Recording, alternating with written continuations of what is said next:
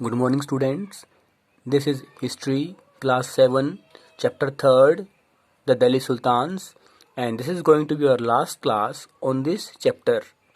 इस क्लास में हम जानेंगे किस तरह से जो मंगोल आक्रमणकारी चंगेज खान था, जिसने ईरान पर आक्रमण किया और उसके बाद दिल्ली पर आक्रमण किया, और दिल्ली पर दो सुल्तानों के समय में उन्होंने आक्रमण किया, अलाउद्दीन खलजी और मोहम्मद तुगलक।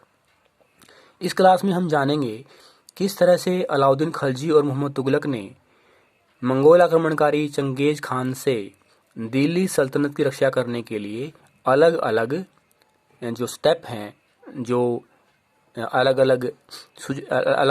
अलग जो उन्होंने स्टेप उठाए, उनके बारे में हम जानेंगे।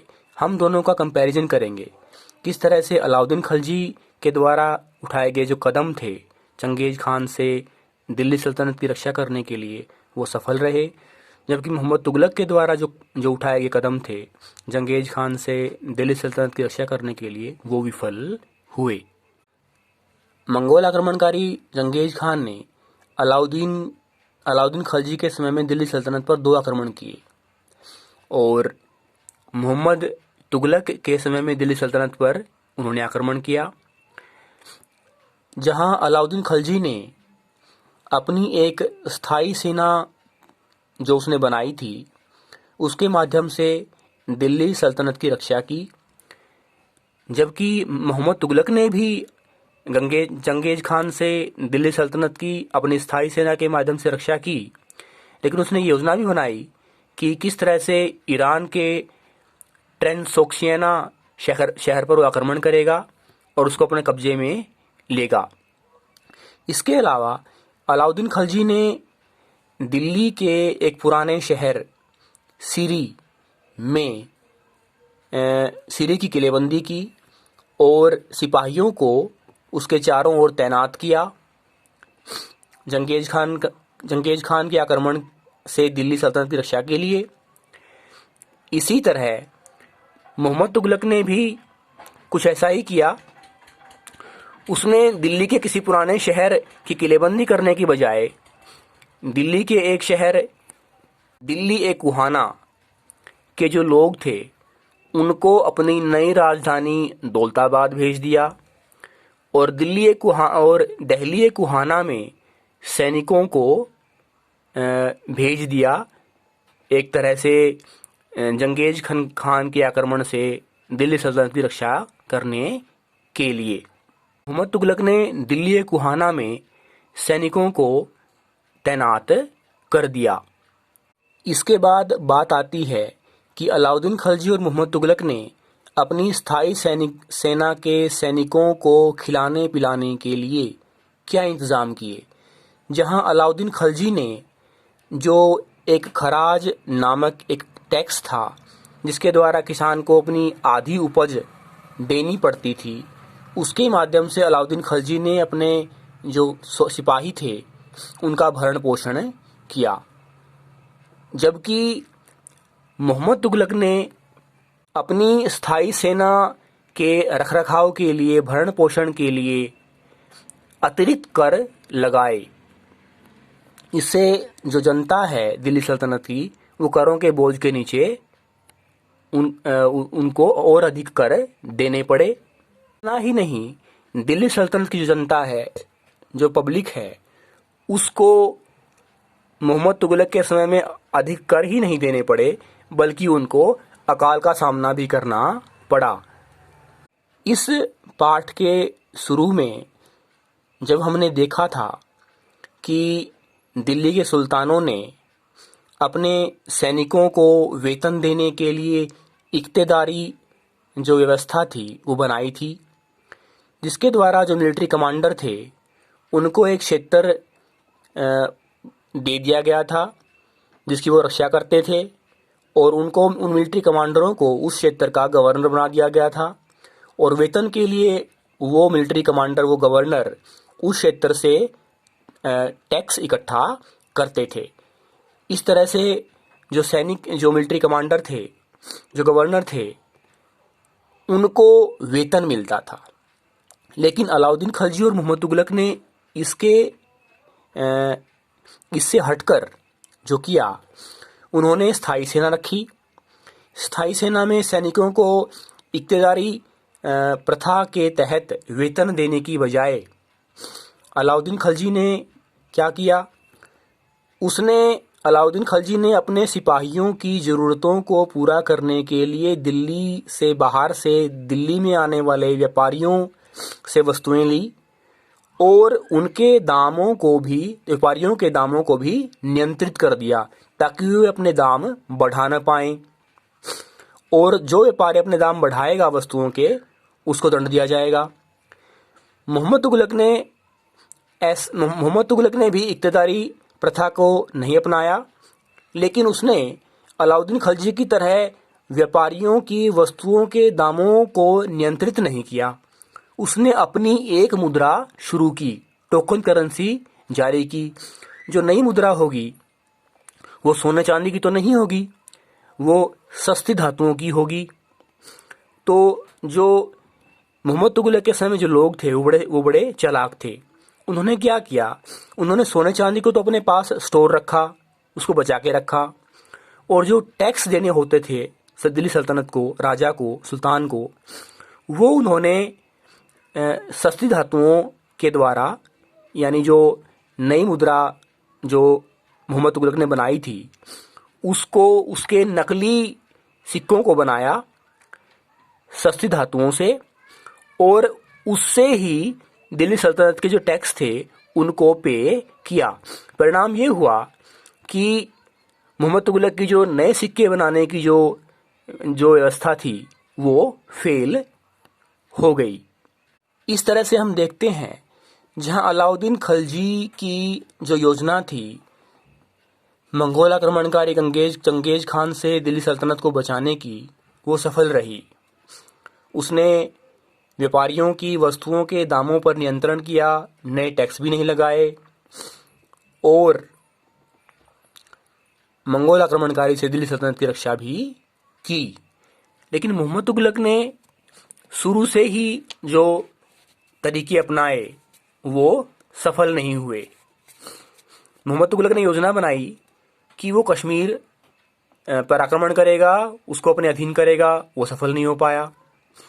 उसने ईरान के शहर टैंसोक्शियाना पर अभियान की योजना बनाई, लेकिन वो सफल नहीं हो पाया। उसने अपनी योजना को बीच में अधूरी छोड़ दिया और अपनी स्थायी सेना को भंग कर दिया।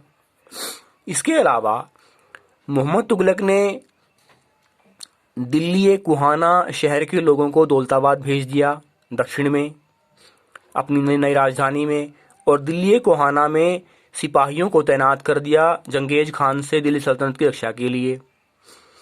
इस निर्णय से भी लोग परेशान हुए। इसके अलावा मोहम्मद तुगलक ने जो नई करेंसी बनाई, जो टोकन करेंसी बनाई, जो सस्ती धातुओं की करेंसी बनाई, लोगों ने उस करेंसी के नकली सिक्के बनाए और उन नकली सिक्कों से ही सल्तनत के जो टैक्स थे, जो कर थे, उनको अदा किया, सोने चांदी को अपने पास बचा के रखा। इस तरह से मोहम्मद तुगलक की जो नई करेंसी बनाने की जो योजना थी वो भी विफल हो जाती है।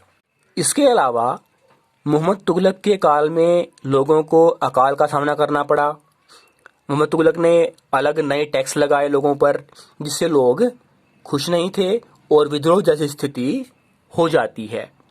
हालांकि मोहम्मद तुगलक की जो प्रशासनिक सुधार थे, जो उसने कदम उठाए, जो स्थायी सेना रखी अलाउद्दीन खिलजी की तरह मंगोल आक्रमणकारी चंगेज खान से दिल्ली सल्तनत की रक्षा के लिए, वो सफल नहीं हुई। लेकिन दिल्ली सल्तनत के इतिहास में मोहम्मद तुगलक ऐसा पहला शासक था, सुल्तान था, जिसने एक विदेशी आक्रमणकारी पर आक्रमण करने की योजना बनाई और उसको अपने अधीन करने की योजना बनाई। हालांकि योजना वो सफल नहीं हुई। दिल्ली सल्तनत पर 5 राजवंशों ने शासन किया, जिनमें खिलजी डायनेस्टी और तुगलक डायनेस्टी के बाद लोधी और सैयद डायनेस्टी ने शासन किया। लोधी और सैयद डायनेस्टी ने दिल्ली और आगरा से शासन किया। लेकिन लोधी और सैयद डायनेस्टी के समय में दिल्ली सल्तनत में जौनपुर, बंगाल, मालवा, गुजरात, राजस्थान और लगभग पूरा दक्षिणी भारत दिल्ली सल्तनत से स्वतंत्र हो चुका था और नई राजधानियां और नए राज्य का उदय हो रहा था। इन नए राजाओं में अफगान और राजपूत जो शासक थे वो मुख्य थे। सैयद और लोधी डायनेस्टी के समय में जो नए राजा और जो नए राज्य सामने आए वो छोटे जरूर थे क्षेत्र में, लेकिन शक्तिशाली थे। उनका प्रशासन अच्छा था। उदाहरण के लिए शेरशाह सूरी ने 15 साल तक सूरी डायनेस्टी बना के रखी। उसने मुगल बादशाह हुमायूं को हराया और प्रशासनिक सुधार उसने लागू किए जिसमें से काफ़ी चीज़ें उसने अलाउद्दीन खिलजी से ली थी। और शेरशाह सूरी का प्रशासन के मॉडल को आगे चलकर मुगल बादशाह अकबर ने भी फॉलो किया। The 3 orders, the peace of God, knights and the crusades. France में 11वीं शताब्दी की शुरुआत में समाज में 3 तरह के लोग थे, जो पूजा करते थे, जो लड़ाई लड़ते थे, युद्ध में भाग लेते थे और जो खेती करते थे। इनको 3 ऑर्डर्स का नाम दिया। फ्रांस की जो चर्च थी उसने इनको स्वीकृति दे दी। इसके अलावा एक और वॉरियर ग्रुप, योद्धा ग्रुप जिसका उदय हुआ, जिसको नाइट्स कहा गया। चर्च ने इस नए ग्रुप को भी स्वीकृति दे दी और ये नया ग्रुप, नए जो योद्धा थे, जो नाइट्स थे, ये आपस में न लड़ें, इसलिए जो चर्च थी उसने इन वॉरियर्स को, इन नाइट्स को मुसलमानों के खिलाफ, जिन्होंने जेरूसलम पर अधिकार कर लिया था, उनके खिलाफ अभियान में भेज दिया और इन अभियानों को नाम दिया गया क्रूसेड्स। अर्थात ये इन अभियानों में जो ईसाई धर्म है उसका जो संदेश है उसको प्रचार प्रसार करेंगे। इस तरह से इन क्रूसेड्स के दौरान जो नाइट थे, जो नया वॉरियर ग्रुप था, उसका जो स्टेटस है वो पूरी तरह से बदल जाता है।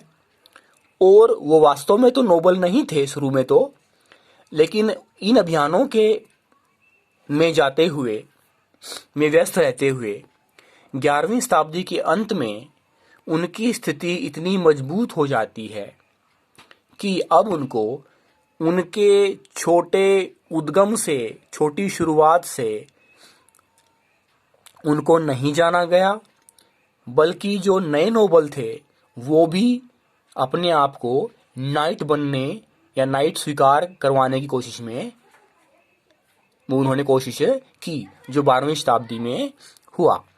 थैंक्स।